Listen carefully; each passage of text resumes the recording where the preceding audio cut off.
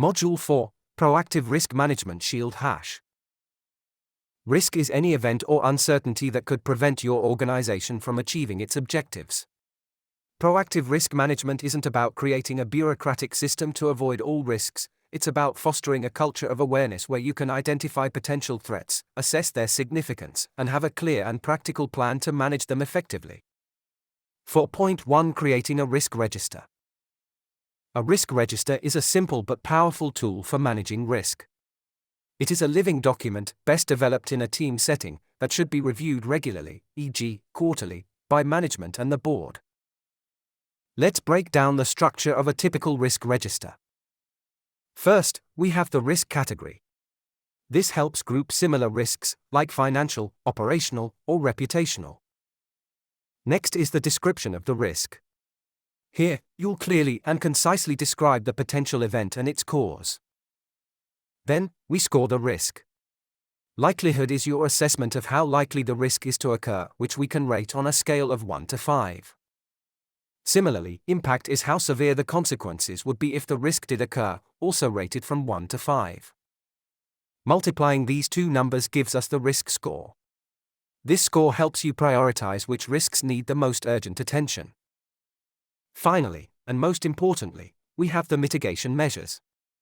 This is your action plan. It's broken down into controls, which are the ongoing systems you put in place to manage the risk, and actions, which are specific, one-time tasks to further reduce the risk. Let's walk through an example. Under the financial category, a potential risk could be the misappropriation of funds by a staff member due to weak internal controls. Let's say the likelihood is low, at 2, because you trust your team. However, the impact would be very high, at 5, as it could damage your reputation and finances. That gives us a risk score of 10. So, what are our mitigation measures? For controls, we enforce segregation of duties, require dual signatories for all payments, and conduct monthly bank reconciliations. For a specific action, we will arrange for an annual external audit to provide independent oversight. Now for an operational risk, a loss of critical project and financial data due to a computer system failure or cyber attack. Here, the likelihood might be medium, at 3, as these things can happen. The impact would be high, at 4, as losing data can halt your operations. This gives us a risk score of 12, which is even higher than our last example and demands attention.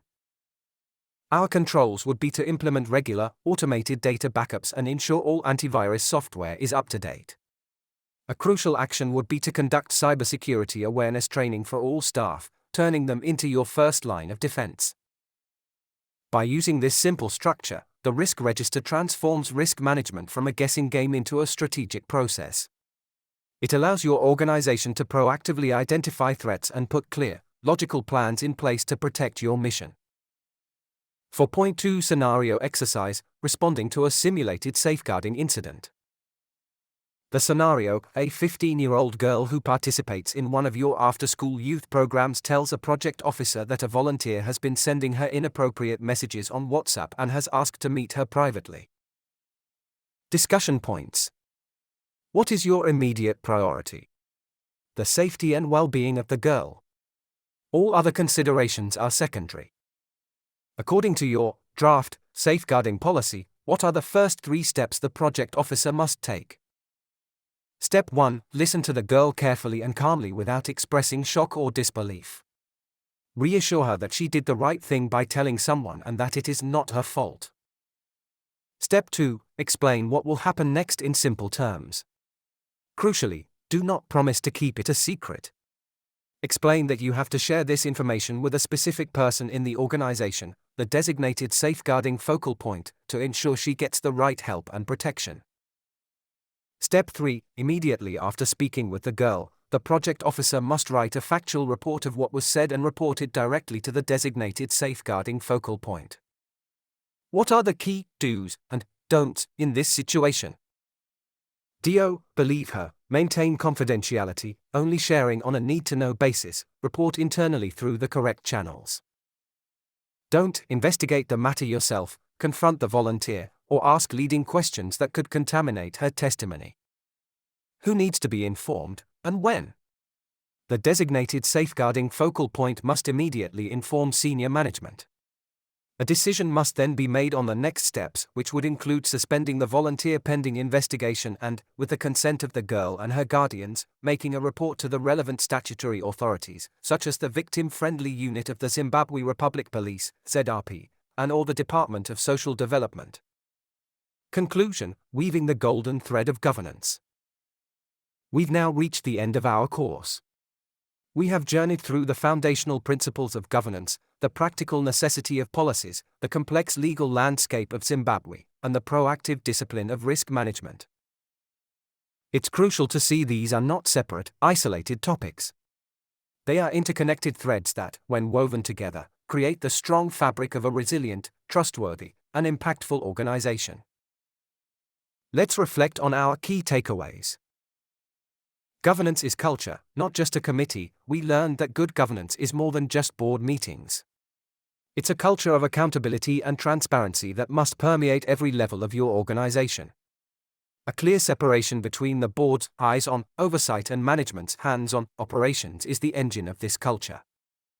Policies are your playbook. We demystified essential policies like safeguarding and financial controls. These are not bureaucratic burdens. They are your practical playbook for ensuring consistency, preventing harm, and proving your integrity to donors and the communities you serve. Compliance is your license to operate. We navigated the specifics of the PVO Act and ZIMRA regulations. Understanding and adhering to these laws is non-negotiable. It is the fundamental requirement that allows you to do your vital work. Risk management is foresight. We transformed risk management from a daunting concept into a practical tool. By using a simple risk register, you can move from being reactive to being proactive, protecting your organization from threats before they become crises.